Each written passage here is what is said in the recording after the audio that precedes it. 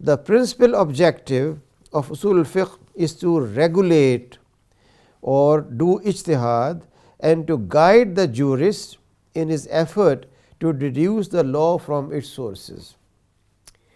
And that means that the principal objective is to provide how we make use of the Quran and Sunnah in finding out, in counseling in psychology, how should I counsel? Where is the boundary where I should not cross? When I am doing business transactions in finance or in commodities barter, what are the limits there? How should I do it? Should I write down every transaction? Should I have 2 witnesses, 4 witnesses? When I am preparing a presentation and I am benefiting from a reference from a scholar, but should I just attribute that to myself because that will give more popularity, or there is an ethical issue involved based on usul? So, every single aspect, when you are writing a research paper, working with a supervisor, your PhD supervisor, and he insists or she insists that her or his name should be number 1 and yours number 2. What is Usool Ul Fiqh? Definitely, fiqh tells us the person has no right whatsoever. Being supervisor does not mean that this person can exploit a researcher who has done all labor, but the name of professor is there. It's unethical, illegal, un-Islamic. Therefore, whether we are doing research or any other areas, Usool Ul Fiqh becomes the basis for any kind of application. Then it also regulates the application of qiyas, istihsan, maslaha amma, etc. In what areas ijtihad can be done and qiyas can be applied, in what areas we cannot. Areas which are declared by the Quran and Sunnah as obligatory, there cannot be 2 views on that. But areas which are open, there we can have qiyas, there we can have ijtihad. Some naive and less informed PhDs who come from various universities globally say that Islamic Sharia needs revision because we are living in an age of enlightenment and it is very much cruel to hang a murderer. But they never look on the civilized world which is their basis of this opinion. The civilized world never minds using daisy cutters and B-52 in destroying hundreds of hospitals in Iraq, hundreds of madrasas in Afghanistan, thousands of people, hospitals. All these are butcheries and murders in the name of what? One single word: preemptive strike. X may strike us. On this guesswork, we destroy Iraq, we destroy Syria, we destroy Libya, we destroy Afghanistan because they might strike on us. Does it have any ethical, moral, legal, Sharia basis for anything? Any basis from the New Testament or Old Testament for that? We have to understand Sharia is extremely modern, extremely logical, extremely scientific. Therefore, the Quran says that in qasas is hayat for those who are people of knowledge and wisdom, ulul albab. That means if a person who has killed someone or has violated honor and it's proven, then let this person have public punishment, not secret punishment, public punishment.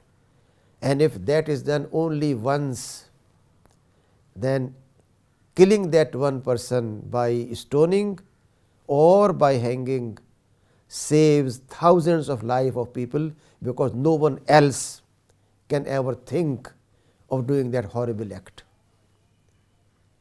Very simple, human, natural. But since they are brainwashed, since they are suffering from inferiority complex, that West is great and they are small, whatever they read, they just accept it. They never try to find out what is truth in Islamic Sharia principles. So, it provides rules as well as sources, knowledge of the rules as well as the sources is essential to the proper understanding of the text of the Quran and Sunnah, particularly in situations where text may not be explicit. In some cases, the Quran is not explicit, not very clear. But if we know the principles of tafsir and elaboration, then ultimately we are able to understand them. Conduct of ijtihad in family law, commercial law, international law, criminal law is subject to in-depth understanding of the usool as well as the fiqh or qanun or huquq and the contemporary knowledge. What is contemporary situation, where we are applying it? Can a group of crazy Muslims in Texas or in Arizona or in New York capture a building and say we have established khilafah and now we will punish people? Can they do it? Illogical, irrational. And that's what is the norm spread all over America. There Sharia is coming. It's craziness. No one has ever talked about Sharia in Texas or Sharia in Arizona or Sharia in Washington DC. But these slogans are used in media. Papers are printed in serious journals that Muslim population is increasing in the US or Canada, and now they are going to have Sharia laws which will hang people and so on and so forth. So, all these unfounded claims, disinformation has distorted our vision of not only Sharia, but its relevance for our everyday life. And if we just take some time to understand, then we discover that it's the most dynamic, most modern discipline that guide us in every single area of life. The text of the Quran or the Hadith may convey a command or amr, thus results in obligation or wujub, or a prohibition or stopping, thus tahrim, unless there is evidence to suggest otherwise. Simply, if there is a statement either way, allowing or not allowing, it has to be understood. Things in general are considered mubah, allowed, unless and until indicate prohibited.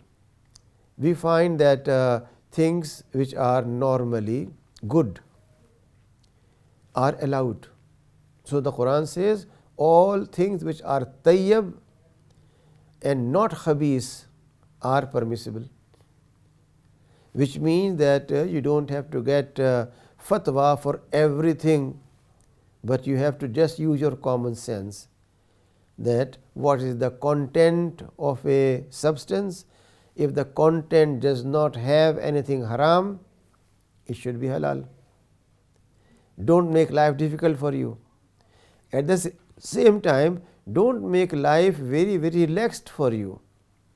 Don't think Allah is forgiving, so since it is very cheaper to get it and I cannot afford more money, so let me do it. No, that laxity is not permissible, but in situations where a person has no choice, the Sharia permits.